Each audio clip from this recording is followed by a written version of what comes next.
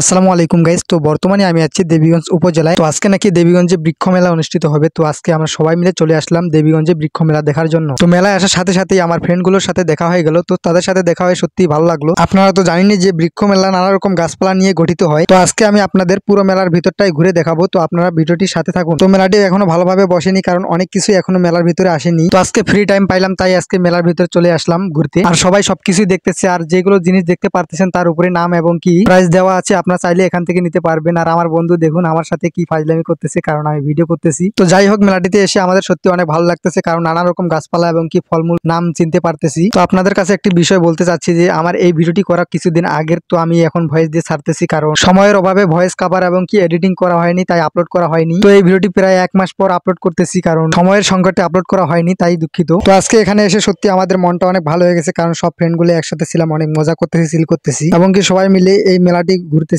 এবং কি দেখতেছি। আমার সামনে যে ফ্রেন্ডটা দেখতে পারতেছেন, এ কিন্তু সেই মজাদার, কিন্তু খালি মেয়েদের সামনে যাইতেছে আর ভিডিও করতে বলতেছে, আর আমাকে মাইনকাসি ভাই ফালাই দিয়া পালাই আসতেছে। তো যাই করেন না কেন, বন্ধু বান্ধবের কথা সবকিছু করবেন না, এতে অনেক বিপদ হতে পারে। তো মেলাটিতে এসে সত্যি আমাদের অনেক ভালো লেগেছে, কারণ এখানে অনেক অনেক সুন্দর সুন্দর জিনিস এসেছে। দেখো একটি অ্যাকোরিয়ামের ভিতরে সুন্দর সুন্দর মাছগুলো। তো এখানে নানা রকম জিনিসপত্র বসেছে, দেখতেই পারতেছেন আপনারা, এগুলোর নাম বলা অসম্ভব। তো এদিকে গিয়ে দেখতেছি কিছু সায়েন্সের ছোট ভাইরা রয়েছে, তারা অনেক সুন্দর সুন্দর কিছু আবিষ্কার করেছে, যা আমাদেরকে দেখাইলো এবং কি বুঝিয়ে দিল। তো পুরো মেলাটি আমরা ঘুরে ঘুরে দেখলাম, তো অনেক দারুণ লাগলো। তো আজকের ভিডিওটি এই পর্যন্তই হতে চলছে। তো আজকে আমি এই ভিডিওটিতে কোনো ব্যাকগ্রাউন্ড মিউজিক লাগাবো না, কারণ এই ব্যাকগ্রাউন্ড মিউজিকের ফলে আমার পেজের মধ্যে অনেক সমস্যা দেখা দিচ্ছে। তো সবাই ভালো থাকবেন, সুস্থ থাকবেন, আল্লাহ হাফেজ।